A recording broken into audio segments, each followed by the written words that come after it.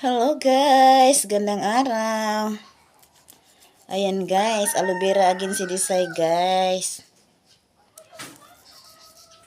Mabango. Parang may naamoy akong kapareho ng amoy nitong aloe vera. Wala nyo guys. Ang sarap ikuskus sa anit guys kasi malamig-lamig. Ang aloe vera. Ang dami kasi ng guys. Yung tanim kong aloe vera guys. Kumapal na sila. Ang dami na. Kaya sayang naman na lang siya.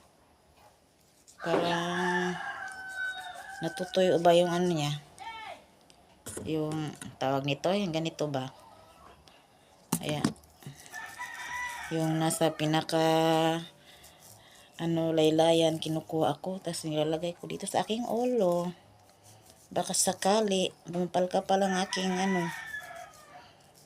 buhok sa may bunbunan. Kasi nga sabi nga pampakapal ng buhok.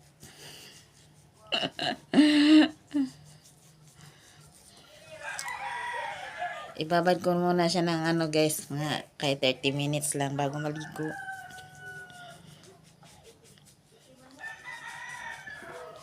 Kakaiba yung amoy niya guys. Parang mabango na ewan. Kuskus pa more. Sana din yung puting buhok magiging itim pag nilagyan ng aloe vera. Kasi madami ng puting buhok si Desai. Char. Sure talaga. Kuskus pa more.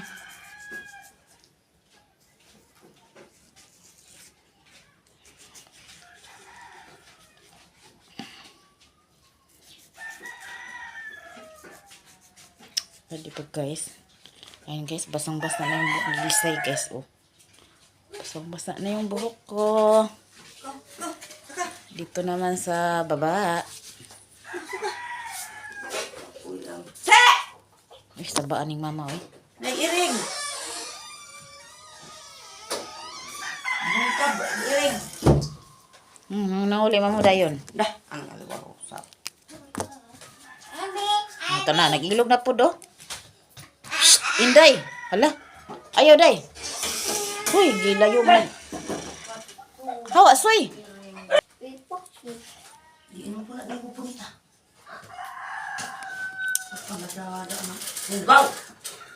Okay guys, thank you for watching. Medyo maingay na dito.